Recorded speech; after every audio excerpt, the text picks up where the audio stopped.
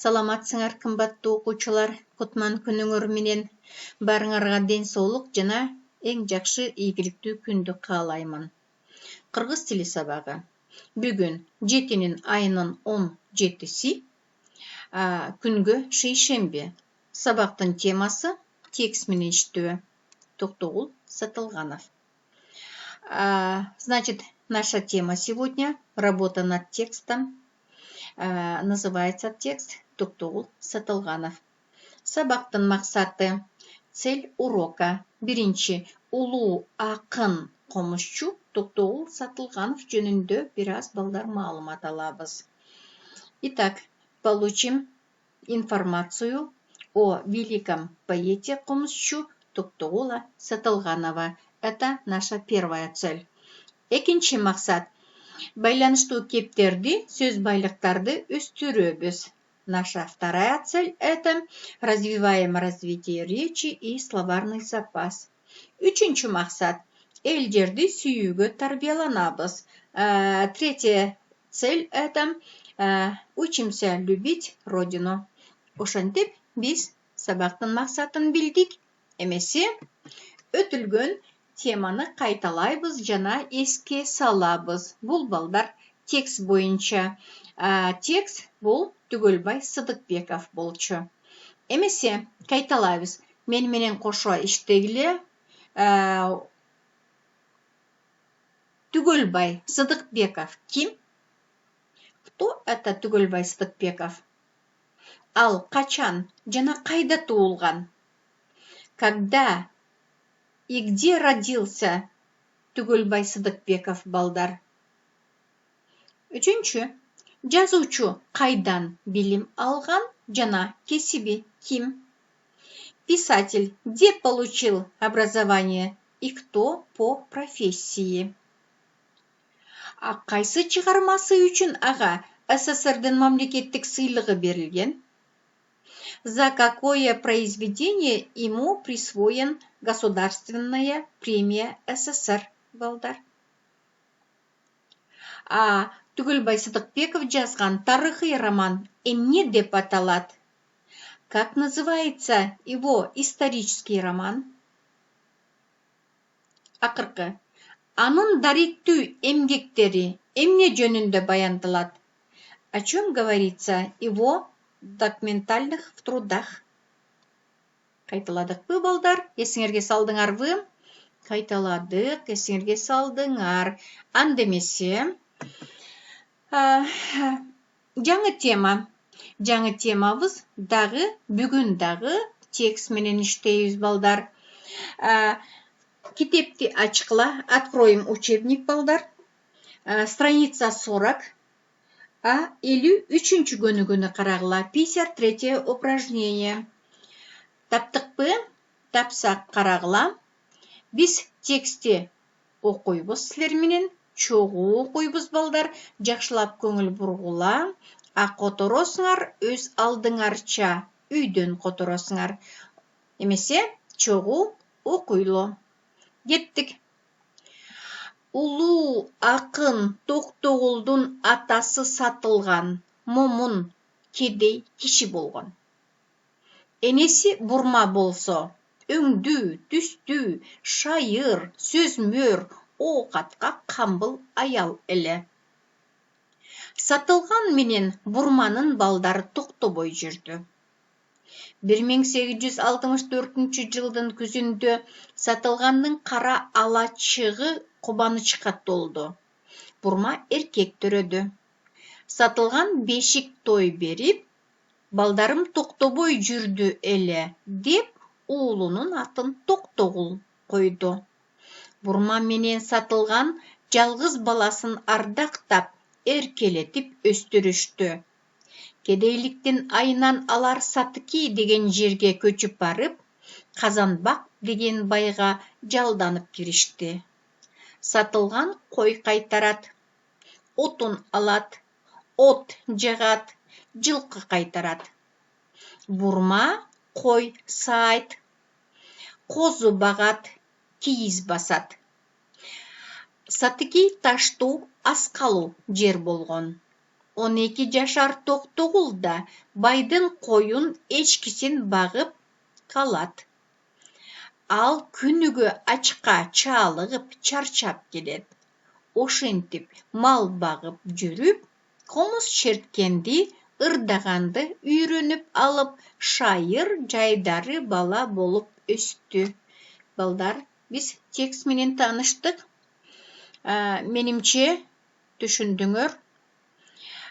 Үйдөн дагы которосуңар, текстти толук жазасыңар. Которгула. Которгондон кийин же болбосо текстти жазгандан кийин карагыла. Тексттин бир өңчөй мүчөлөрдүн астын сызабыз. Балдар, пишем на тетрадь, а потом там подчеркиваете однородных член предложений. Например, карагыла, мисалы карагыла. Улуу акын Токтогулдун атасы сатылган момун кедей киши болгон. Ээси ким? Киши баяндооч болгон. Кандай киши? Момун кедей. Бул однородное определение. Бир өңчөй аныктоочтор. Андан ары улап кетесиңер. Энеси бурма, өңдүү, түстүү, шайыр, сөзмөр, оокатка камбыл аял эле. Бул жерден силер кайсы сөздөрдү сызасыңар? Ойлонгула дагы сызгыла. Ошентип тексттин ичинде канча бир өңчөй мүчөлүү сүйлөм болсо, астын сызгыла. Түшүндүкпү балдар? Эмесе карагыла. Мына сүрөттөрдү көрүп турасыңар. Демек, Токтогул Сатылганов. Ким ал Токтогул Сатылганов? Ал акын жана улуу комузчу. Колунда комуз турат. Токтогул Сатылгановдун эстелиги Бишкек шаарында бар балдар. Эстеликти көрүп турасыңар. Андан кийин дагы эле Бишкек шаарында Токтогул Сатылганов атындагы Кыргыз филармониясы бар, концерттик зал бар да. И эта филармония, Кыргызская филармония по имени Токтогула Сатылганова. Андан кийин карагыла бул сүрөттү. Бул сом, акча, кыргыз банкноту. Канча сомдук экен? 100 сомдук банкнот. 100 сомдук банкнотто кимдин сүрөтү бар экен? Токтогул Сатылгановдун сүрөтү коюлган. Анткени акындын элеси эл ичинде түбөлүк калыш керек. Демек, сүрөттөр менен бир аз тааныштык, Билип калдыңарбы Токтогул Сатылгановдун ким экендигин?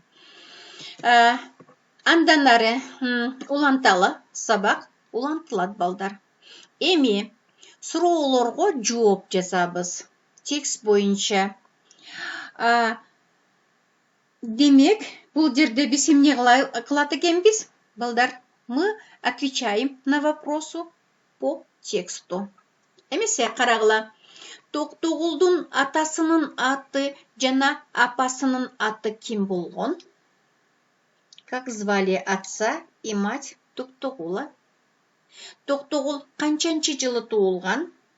Когда родился Токтогул? Ата энеси баласына эмне үчүн Токтогул деген ысымды беришкен? Почему родители дали ребенку имя Токтогул?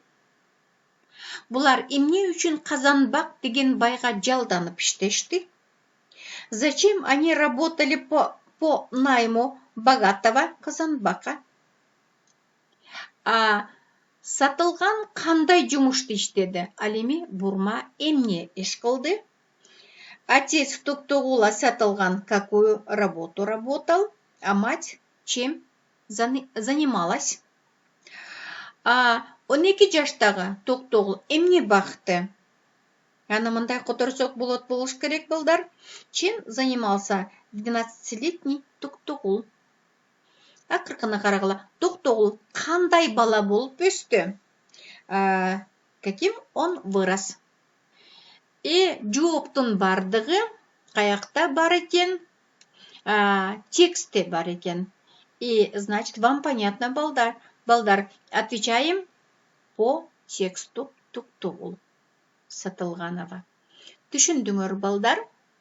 Емесе, үйге тапсырма алалы. Үйге тапсырма емне? Бірінші, тексті оқуйбыз, жазабыз, жана которобыз. Читаем текст, переписываем тетрадьға, балдар, и, конечно, переводим. Екінші, текстегі бір өңчөй мүчілерден астын сызабыз. В тексте подчеркиваем однородные члены предложения. Üçüncü, берілген сұрауларға жооп жазабыз. Письменно отвечаем на заданные вопросы. Түшіндік бі, балдар? Түшінсек, бүгінгі теманы анда барыңарға разышчылық білдірем. Азаматсыңар, балдар. Барыңарға игілік қалайым. Емдегі сабаққа чейін көрішкөнші.